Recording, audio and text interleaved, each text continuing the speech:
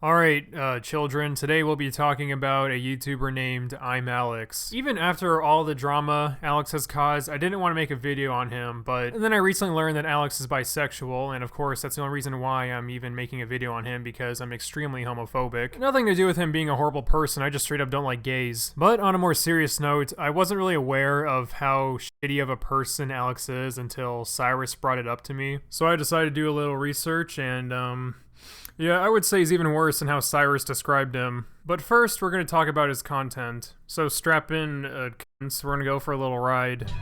I'm a G-pie. I like penis in my mouth, yeah. Hello everyone, I'm Alex, and welcome back. So Alex recently made a video covering Howie Mandel's TikTok. So we're going to use this one video as representation for all of his content. I think that's fair. I've actually never recorded a video in this frame. I've always been recording from the insane asylum. I'm joking, obviously. I record in my bedroom, happily at home in my bedroom, just like Howie Mandel.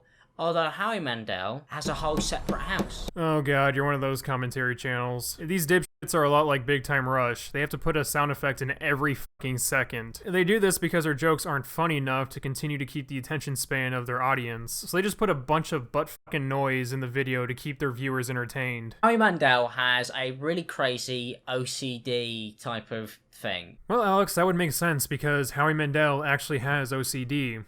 He really hates germs, so he has to go and basically isolate himself. And that's kind of crazy, you know, not allowed to see your wife and your kids. If you did a quick Google research, you would have known that, and I guarantee you that you wouldn't have made this video in the first place because now it just seems like you're making fun of someone for having a mental illness. Haha, look at this retard. He's so afraid of germs, he's staying away from his wife and kids. If Alex just made a video making fun of Howie for being a stupid bald fuck, then more power to him. But it seems kind of odd that he's putting his mental illness in a negative spotlight. And it's easy to reach into, like you go, oh, where's my extra laces? Or where's, some stuff in my shoes? Yeah, he's lost his mind. I don't know how this is supposed to be entertaining. I mean, all I'm really watching right now is some douchebag making fun of a germaphobe because he's scared of a global pandemic. Viewers gain entertainment watching commentary channels because the person they're talking about either deserves it or they can take it. And yes, Howie is a celebrity, but there's really no reason to make a video on him. If you guys did enjoy this video, don't forget to leave a like and subscribe if you're new. And I will see you guys in the next video. Yeah, I'm just ending it now, right? Peace out, people. Have a good day. Haha, I'm trying to end the video, but I can't because I'm so damn quirky. Oh, so relatable. He's not funny. He's not entertaining. Maybe people watch him because he's the moral compass. But I don't even think that's true because the guy can't even practice what he preaches. This reminds me when people clap and laugh at the jokes of others, but when it's their thing, it's no longer acceptable. It's very silly to put comedy in a box. There should be no limits. Yes, as you can blatantly see, Alex is a staunch defender of consistency, much like how Arthur is seen as some great crusader against racism. Hey Buster, did you see that video? Yeah, I just watched it. It was awful. I can't believe someone would be hurt like that, just because they're black. Buster, it happens everywhere. It has to stop. We have to do something. Yeah!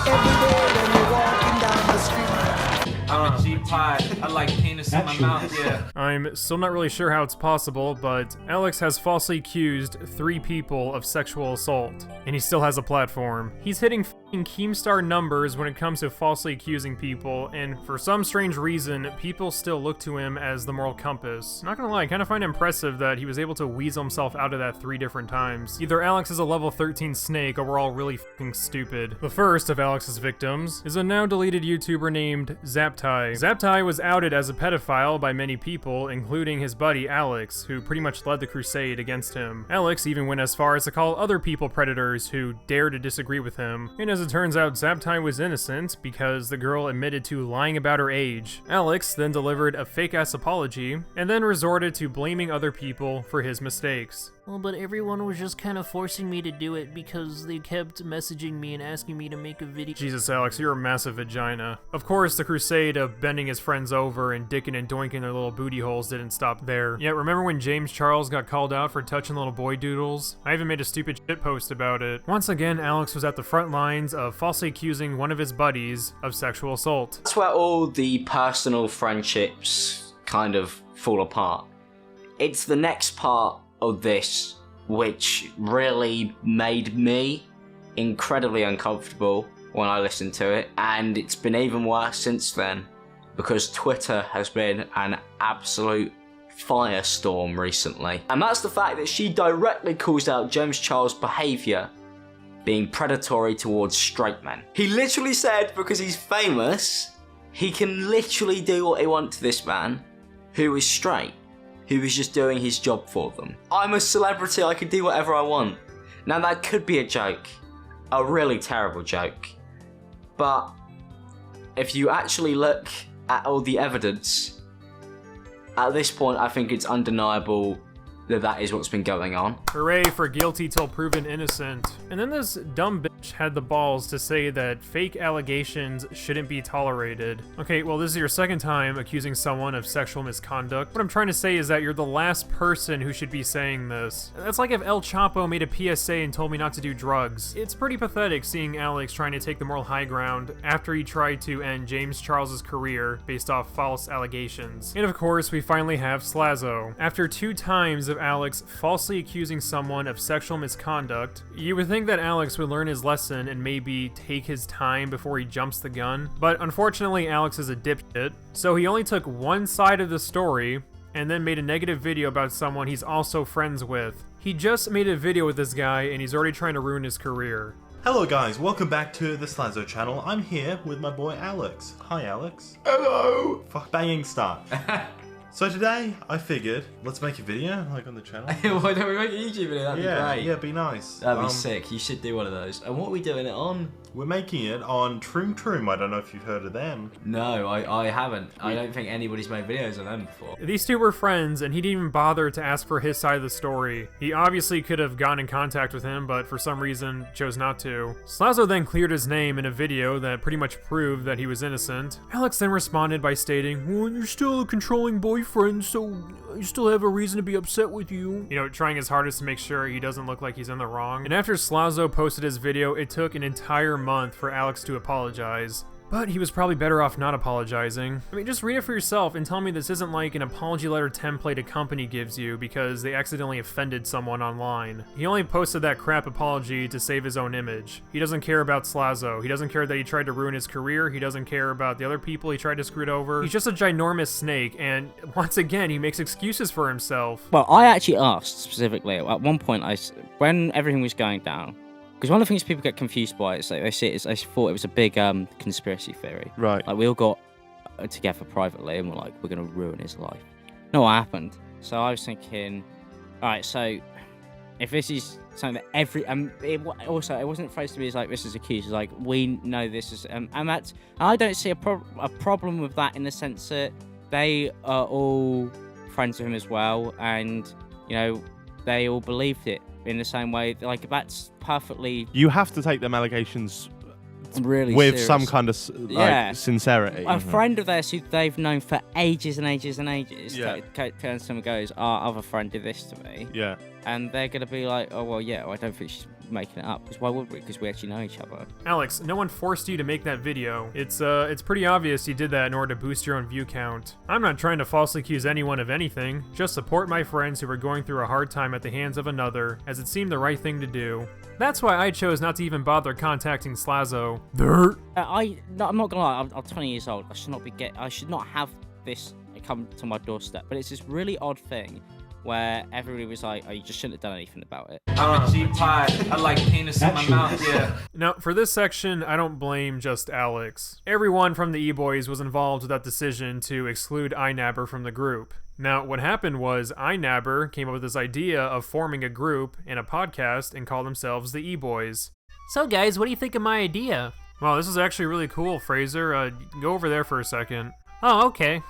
iNabber was the first one to start the idea of creating a podcast, and he was also the one who started the group name E-Boys. The podcast was then created without Fraser, who again was the one who came up with the idea and the name. iNabber was rightfully pissed off and called them snakes, but then backtracked because he's too much of a nice guy. And I don't mean that in an insulting way, because Fraser made a video about me, I made a video about him, and he responded in a very mature way. He seems like a really cool guy, and it sucks that he got screwed over. I've said in this, I've probably missed something out, but I'm still sad that I'm not involved. You've created a group channel without the 5th member.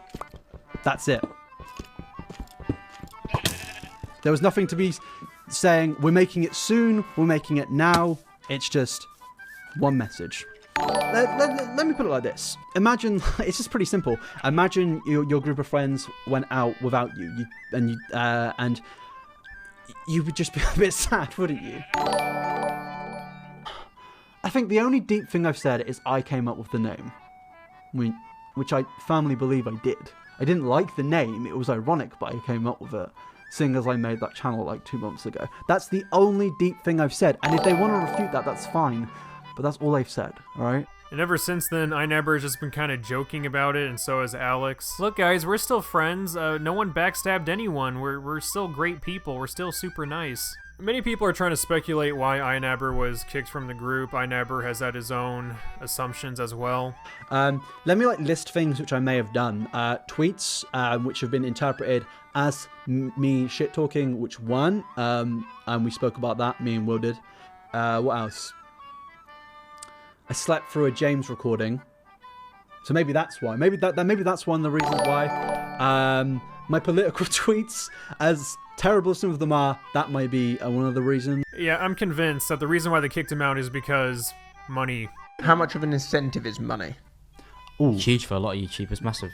I literally do not care. Yeah, any big YouTuber that tells you they're not doing it for the money is a fucking liar. It's the same reason why James, George, and Will kicked him out as well. They don't want the 500k guy rolling with the guys who have millions of subs. He's my will to live. No matter how they want to portray this fake nice image of themselves, the E-boys don't seem like to be pretty decent people. And unfortunately for IMAllexx in this situation, he's a nice guy, so they of course took advantage of that and steamrolled him over. These four didn't have a good reason to keep Fraser from joining the group. I've seen Fraser's tweets, they're pretty tamed, and when it comes to the argument of Fraser's just not funny enough to join them... Yes! What? Ready for an E-Boys video, getting in the mood. Right, hello, how's it going? Welcome back to the E-Boys channel, let's fucking have it! Yeah, wouldn't want to ruin that comedic brilliance with Fraser's presence. And again, this isn't just Alex, this is the entirety of E-Boys. They're not as horrible as Alex, but they're still snakes regardless. James was the one who told Kavos that IMAllexx wasn't able to join because of tweets he's made. Never specified which tweets, and again, after seeing his tweets, which are pretty tamed, I find that very hard to believe. George knowingly promoted a scam website towards his audience, much like Jake Paul and Rice Gum. First question, right? Now, answers on whiteboards, right? You don't need your buzzers yet, okay? In January, Rice Gum and Jake Paul faced criticism for promoting the website Mystery Brand. However, there are two people in this room that have also promoted a similar site. Please name these two people. I haven't done a brand deal for many months. Wait, which group? In their group or this In here, in this very room. That's me, yeah. Oh, sake. Willing and Mimus, that's right. And of course, Alex the Hypocrite didn't say anything about it, even though he talked about Rice Gum and Jake Paul committing the greatest scam on YouTube, and he doesn't have a problem talking crap about his own friends, so there's definitely some bias there. I'm a G-Pod, I like penis in my mouth, yeah. Alright, so what's up everybody? My name is Cyrus and I'm here to hop on the hate bandwagon. Before I get into the video though, I'm gonna tell you guys a few things about myself. I'm actually a... Nigga. The N-word. Oh, Alex, what the fuck? Don't say that! Dude, what the fuck? He wouldn't say it again, though. I know Alex, dude. He would not say that shit ever again. And I don't believe the words should hold the power they do, especially when context matters. N-word. The N-word is a funny moment. The N-word is not a funny moment, dude. No, but what's up, guys? I'm Cyrus, and I'm black, or as Alex would call it, I don't like ImAllexx or his shitty videos. He has his super bad habit of falsely accusing people of rape, social climbing, and snaking all of his friends. And he probably thinks I'm a nigga. I could spend this entire video telling you guys how much I dislike his videos, which honestly, I do. Biggest problem for me is his goddamn camera quality, dude. It's so high. His videos have a really uncomforting, dry feel to it. He'll just sit there with like a goddamn 8K camera staring into your soul and tell bad jokes while he just fucking breathes, dude. There's barely ever any like fucking background music or anything, and when there is, it's like really over the top and over edited. It's really cringy, but let me just show you a clip from one of his videos. So, I don't know if you guys have seen, but there's been a lot of stuff going on that's TikTok related recently to do with the Hype House and various other houses. And one of the impending problems that we're going to be having on social media, which also affects me and you. Anyways, ImAllexx has some friends or whatever. The way that I see it, it's ImAllexx, he's like the king of the snakes or whatever. Then he has his friend that bullies babies. I'll admit I'm not 100% sure on which one's the mother here, but I'm just gonna guess that it's this one, because the other one looks like a fetal Bruce Willis. She got pregnant at 13 and now she has this. And quite frankly, I am terrified. Dude, you look like a grizzly bear. By the way, nice video idea, wonder where you got it from. And no, that's not an actual point against him. I've probably taken videos in the past when I was like 15. I just thought that it was kind of funny. Anyways, I'm tired, so I'm gonna go to bed. Diesel Patches probably went into more detail because, you know, it's his video. No, I'm not putting on a pop filter. Okay, thank you guys for watching, and thank you, Diesel Patches, for letting me hop on. Goodbye. I pronounce things weirdly, dude. I'm so tired. To me, the reason why Alex hasn't lost his platform is simply due to the fact of who he's associated with. George, Will, and James are pretty respected YouTubers, and because Alex is friends with them, he pretty much gets immunity. It's the same reason why Pokimane is untouchable, because she has friends like Quackity and Call Me Carson. Because they're shielded by these respected YouTubers, they never really fall through. Alex will probably be safe from being deplatformed until his friends disown him. People don't want to go too far digging into Alex, because at that point they now have to dig into Will, James, and George, because it all kind of comes back to them as well. And they want to keep these YouTubers respectable. Alright, I'm gonna go now.